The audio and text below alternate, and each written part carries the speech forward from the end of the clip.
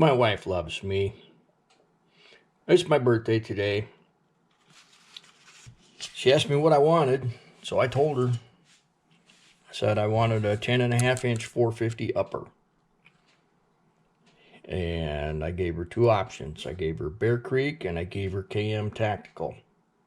I'm super happy she went with the KM. It was $250. You get the bolt, the complete upper, and standard charging handle. You get a really nice flash can on here. Very nice. The barrel is a nice heavy barrel with a 1 in 24 twist. It looks like that's an Aero Precision gas block in there, which is nice because they have the fully enclosed end on it. I like that. This is your standard clamp on handguard. And the reason I like this one so much is because, number one, the way it looks, and it's got a finger stop.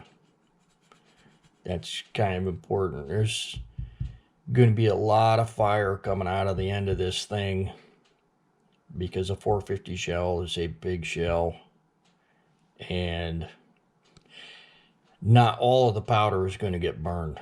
That is for certain. It's going to be out here in a big flame. The reason I wanted one of these is because I love the 450. I just bought another Ruger 450 rifle for deer hunting. I bought the American Gen 2. So it's got the gray splatter stock, the 20-inch Cerakoted barrel, and that thing is an absolute tack driver. It's a really nice rifle for the money. It was like $600, worth every single penny. The changes they've made to that gun are fantastic.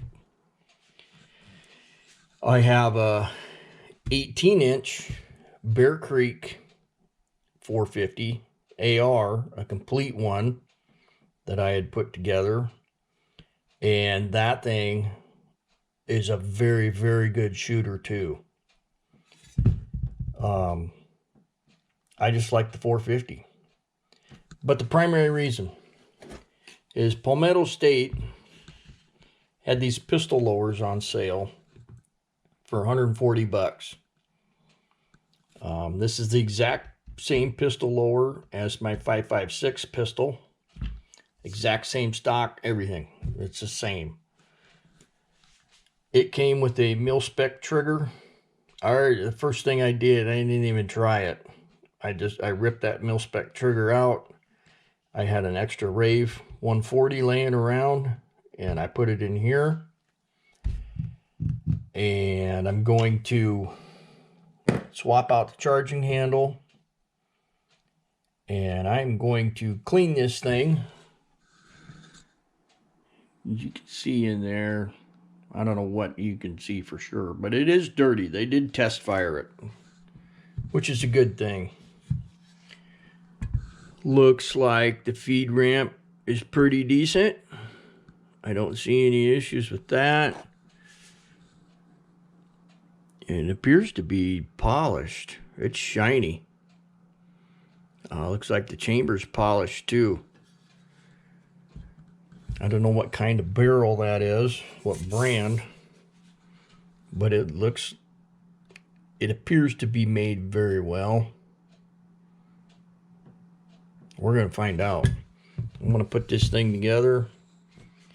I've already had the upper in the Palmetto lower. Snug as a bug. No problems at all. Trigger functions great. I'm going to clean it, and we're going to take it down to the range, see what it does. All right, she's cleaned and lubed.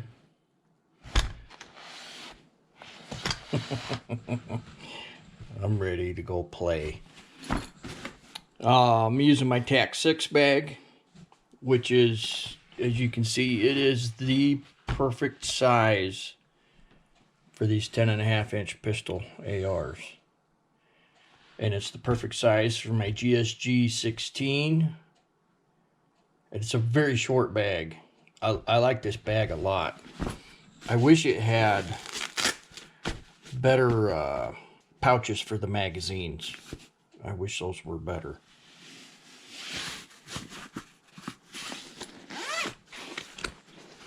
What's that? Oh, that's my GSG book. I've been looking for that. All right, let's get to the range. One more thing. I got to do a fit and function check. These are Duramags. These are the 7-round ones, which I can't find anymore. I wish I had bought like 12 of these things. All I can find are the 5 rounds. So I'm going to load those up.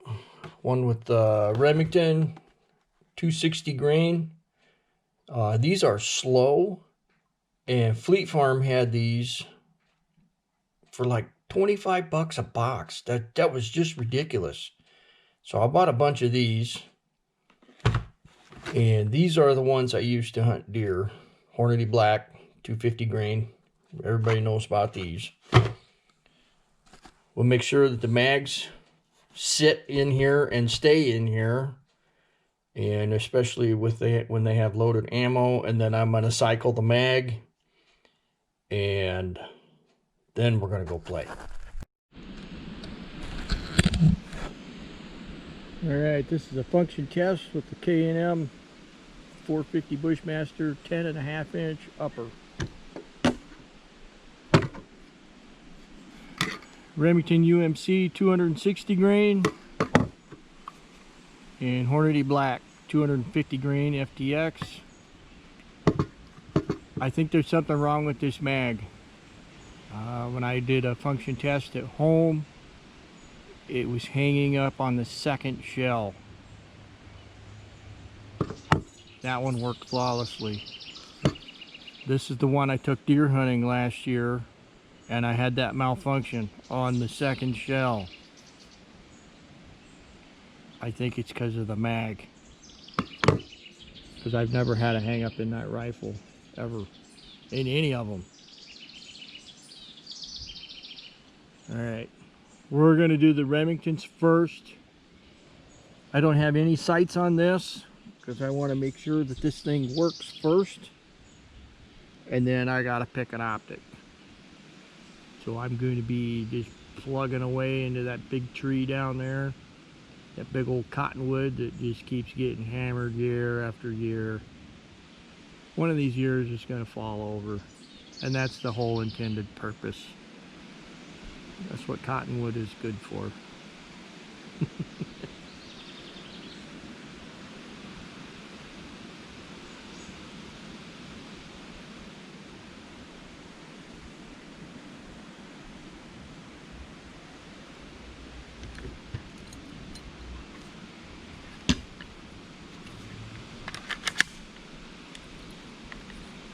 Mag is secure.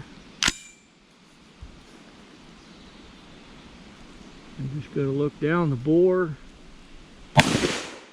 Oh, that is solid. I'm in pain right now, but I like it. Oh my God. Oh, dude.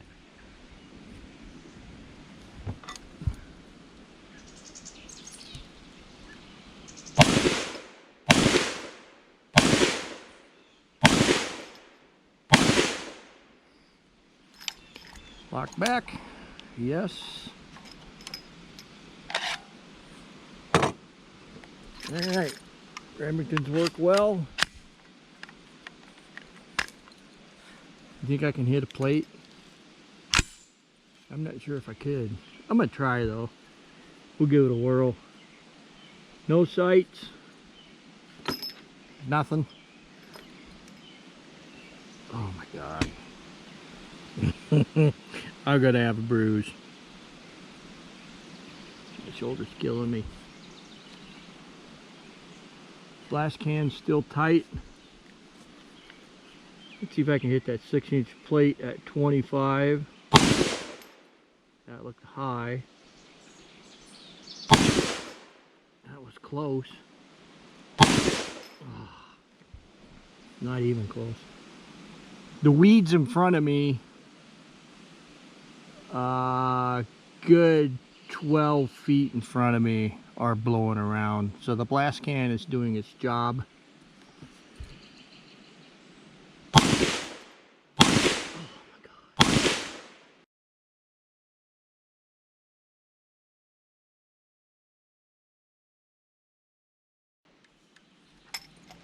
All right.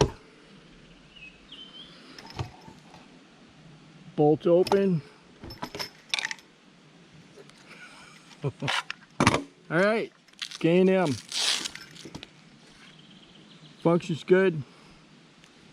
We'll see how it shoots once I get an optic on it. That's even warm. Yeah, I like that. That brings the pain, that's for sure. A lot of recoil, I like that. Oh yeah. Feeds good, functions good. Oiled the crap out of that bolt in there. Because when stuff's new, you gotta get it moving. It helps it break in to where everything just slides back and forth nice and easy. Well, I'm happy with it. I love it. Good deal. Thanks, honey. Thanks for watching.